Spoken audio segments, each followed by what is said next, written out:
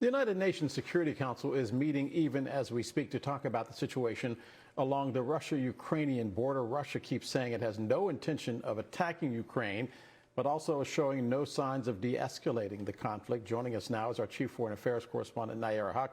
And Nayyera, let's start there. Russia keeps saying they're not going to invade. Ukraine says that the United States is making a mountain out of a molehill. Who's right and who's wrong?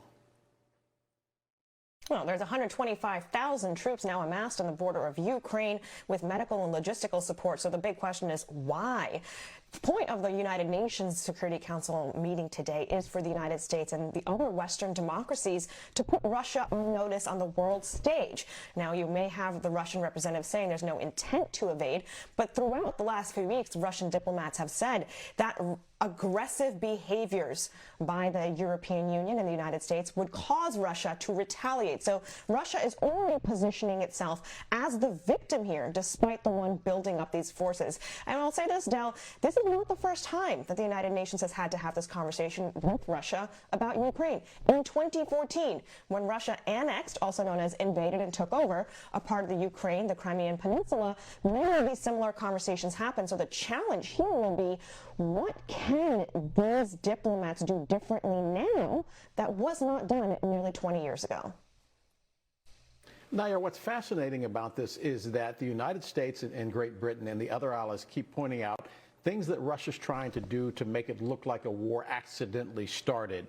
An overthrow of the government of Ukraine via a coup, moving accidental troops into false flag operations that might start a battle and blaming it then on Ukraine. Is this a sign that the intelligence community might be doing its job as well?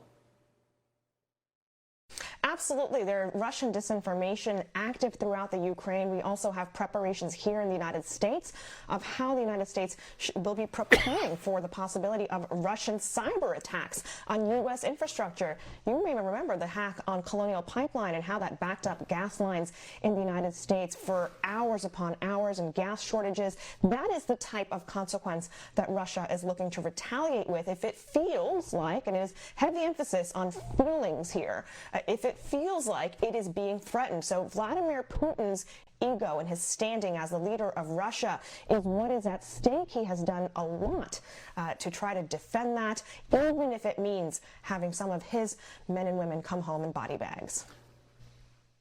Nayyera, how does this hurt, though, Vladimir Putin personally? He has a net worth, by some estimates, of $200 billion, making him also one of the richest people in the world. Economic sanctions targeting Russia, but will they hurt Vladimir Putin, because that's an awful lot of money to have to lose?